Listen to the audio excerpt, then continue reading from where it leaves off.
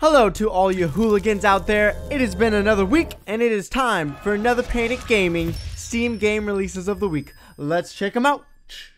The number 5 game of the week we have Paradigm. Paradigm is a surreal adventure game set in the strange and post-apocalyptic Eastern European country of Cruz. Now I don't know all what that means, but I do know that it is an indie adventure point-and-click game that has a ton of comedy, and guess what? 100% positive reviews out of 62. That is a crazy unheard number, but a lot of people are saying this is a hilarious, absolutely ha ha ha funny game. If that's what you're looking for to take a break from your competitive gaming and have a good laugh, check out Paradigm.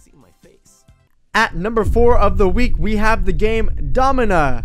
Domina, you have to acquire, train, upgrade, and whip your brutish gladiators towards bloody victory in the ruthless arenas of ancient Rome. This game is a simulation game of Rome where there's a lot of strategy, and you have to train up your characters to either have random generated battles, or you can also join the fight yourself and influence it to see your gladiators through the battle.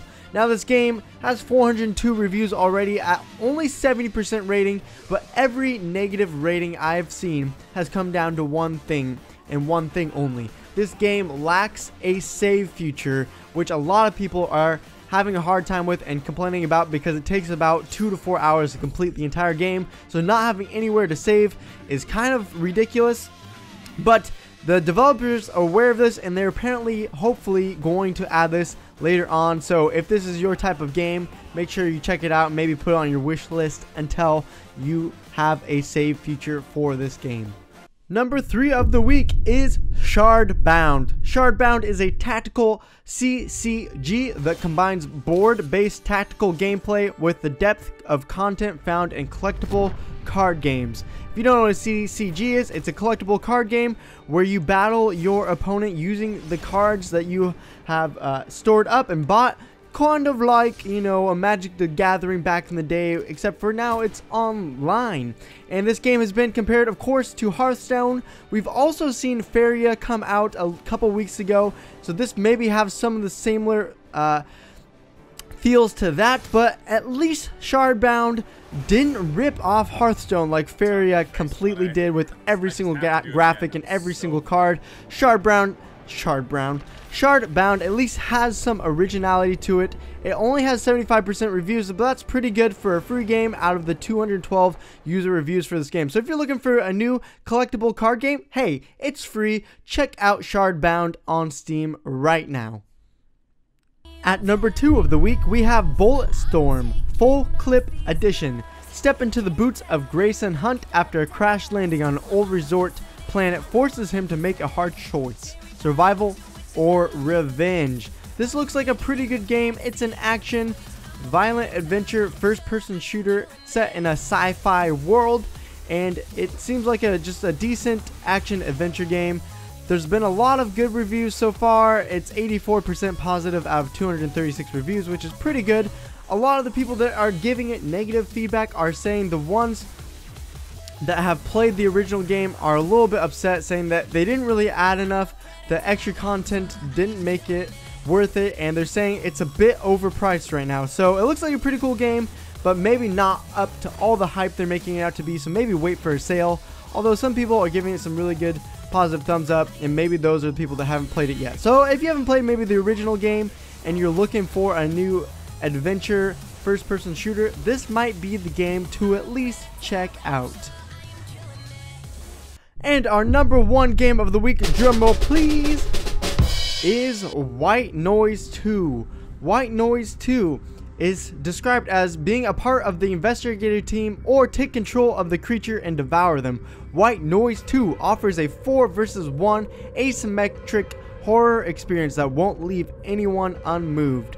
What I've heard it described as in the reviews is Slenderman versus Dead Realm plus multiplayer. It's kind of a combo of all of those, and Just a lot of good reviews, 500 so far, most of them positive, sitting at 87% positive reviews. The only negative reviews I've seen mostly are saying that there's not enough player base yet, but it seems like each day the player base is growing and that negative feedback is slowly fading away.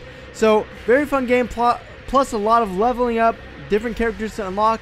Looks pretty cool to me if you're into that survival horror type of game, and playing with friends gives a good twist to it that I have not seen a ton of people do yet. So if you want another horror game, go check out White Noise 2 and start playing with some friends today.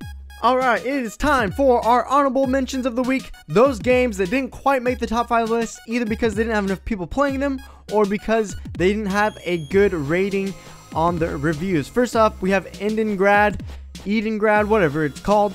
Had some mixed reviews, but it is an MMO RPG. If you want to check out that, go ahead.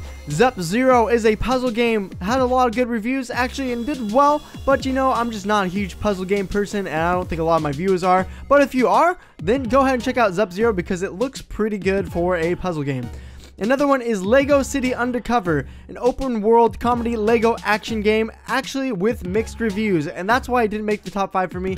Had too many mixed reviews, had a high price for this game, and guess what guys, it's another Lego game. I don't know about you guys, but honestly, I'm just sick of seeing Lego games. I know a lot of people like it, and that's good for them, but I don't feel like I can justify putting on the top 5 because I'm just honestly tired of these gosh darn Lego games. What is up with this? Anyways, next one, Shovel Knight. Got some good reviews, but only 18 of them. It's an indie platformer.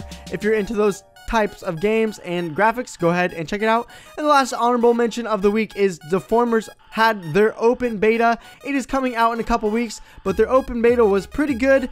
Had some problems with it, but overall I think most people liked it. I did a video out on YouTube if you want to check out more about it, and that game's going to be coming up in a couple weeks. I'm sure it will make our top releases, but the open beta was this week. We had some fun with it, and I hope you guys did too. So thank you guys again for checking out the top Steam releases of the week. If you'd like to see more of these and more Steam games that are coming out, then of course all you gotta do is hit that little subscribe button down in the somewhere, I don't care, you know where to find it. And we will be doing new Steam releases every single week, as well as showing you some Let's Plays and highlights of upcoming Steam games. Thank you guys for watching. Have a great day.